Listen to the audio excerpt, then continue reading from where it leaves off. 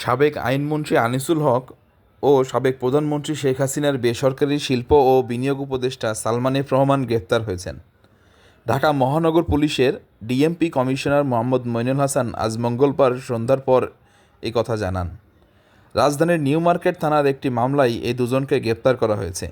Police সূত্রে জানা গেছে, কোটা সংস্কারের দাবিতে বৈষম্য বিরোধী ছাত্র আন্দোলনের কর্মসূচি চলাকালে ১৬ জুলাই ঢাকা কলেজের সামনে সংঘর্ষে ২ জন নিহত হন, একজন ছাত্র ও একজন হকার। এই ঘটনায় নিউ মার্কেট থানায় ২টি হত্যা মামলা করা হয়েছে। এসব হত্যার ঘটনায় ইন্ধনদাতা হিসেবে এই দুজনকে গ্রেপ্তার করা হয়েছে। পরে এই বিষয়ে ডিএমপির জনসংযোগ বিভাগ থেকে পাঠানো একটি খুদে বার্তায় বলা হয়েছে, নৌপথে পালিয়ে যাওয়ার সময় ঢাকার সদরঘাট এলাকা থেকে সালমান এফ রহমান ও সাবেক আইনমন্ত্রী আনিসুল হককে গ্রেপ্তার করেছে পুলিশ। ছাত্র জনতার আন্দোলনের মুখে শেখ হাসিনা ৫ই আগস্ট প্রধানমন্ত্রীর পদ থেকে পদত্যাগ করে দেশ ছাড়ার পর তার মন্ত্রিসভার সদস্যরা আত্মগোপনে রয়েছেন। আওয়ামী লীগের নেতারাও আছেন আত্মগোপনে। কেউ কেউ দেশ ছেড়েছেন বলে খবর এসেছে। এর মধ্যে আনিসুল হক ও সালমান এফ রহমানকে গ্রেপ্তারের কথা জানালো পুলিশ।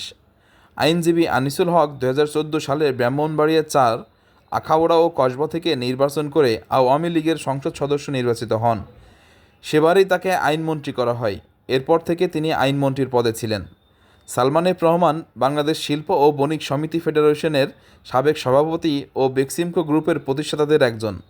তিনি আওয়ামী লীগ সভাপতি শেখ হাসিনার বেসরকারি খাত বিষয়ক উপদেষ্টা ছিলেন।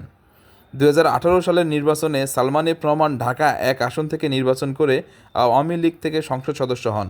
পরে তাকে নিজের বেসরকারি শিল্প ও বিনিয়োগ উপদেষ্টা পদে নিয়োগ দেন সাবেক প্রধানমন্ত্রী শেখ হাসিনা। আওয়ামী লীগ সরকারের পতনের পর ৮ই আগস্ট নোবেল বিজয়ী ডক্টর মোহাম্মদ ইউনূসের নেতৃত্বে পরবর্তীকালীন সরকার শপথ নেয়।